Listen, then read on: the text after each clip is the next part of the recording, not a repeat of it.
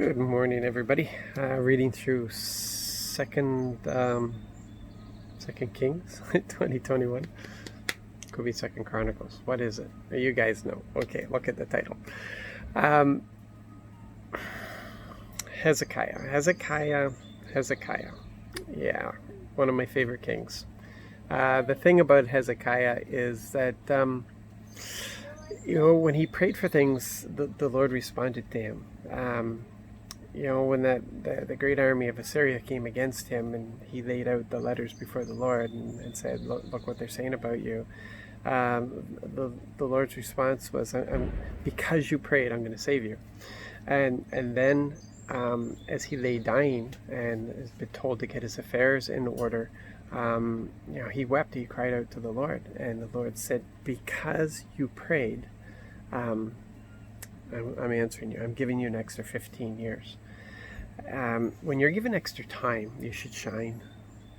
Hezekiah was brilliant before those 15 years. The stuff he did, the stuff that he did for the Lord, his love for the Lord, just some amazing things. But after he was given the 15 years, during the 15 borrowed years that he was given, he wasn't so brilliant. There was apparently an arrogance that came on him, as a consequence of things that he did in those 15 years, the Lord decided that it was going to be the end for Judah, and it's sad when you look at that.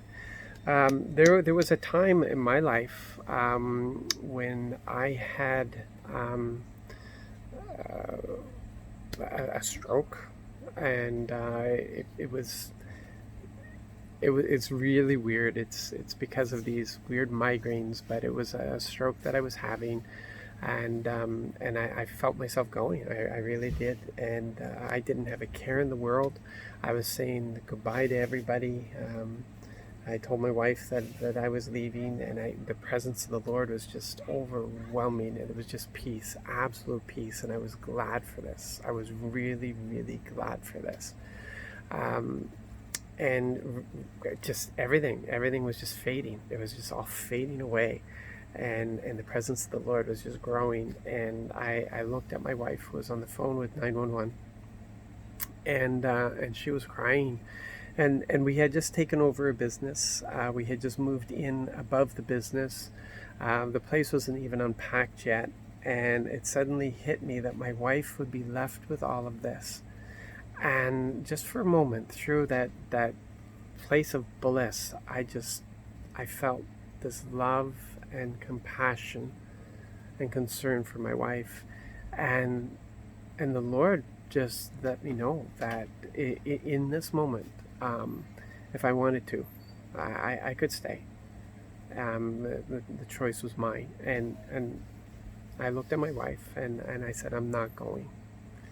And everything changed as I said that. I made that choice to stay in partnership with what we had started, and I just started declaring, I'm not going. I'm not going. I'm staying. And I let my wife know it was going to be okay. And you're having a stroke, so you can't really talk and all this sort of stuff. And so I understand that the years that I have now are borrowed years. I mean, they're always borrowed years, but you know what I mean. These aren't years that I was supposed to have, but the Lord heard my prayer, and He answered. And I want to live the best that I can. I want every day to matter. I want every day to count. I want every day to be better than it was before. I want that relationship to grow. I want to love the people around me. I want to love them with the brilliance of the Lord's love. And I don't want to take anything for granted. And I want to show the Lord that I'm being a good steward of these extra years that He has given to me. So, yeah, you look at it and you think, Hezekiah, you were given 15 extra years. What did you do with it, man? Come on, dude. What did you do with it? It's we've got to look at our days as understanding that this is borrowed time. We've received the Lord, and He's left us here for His mission.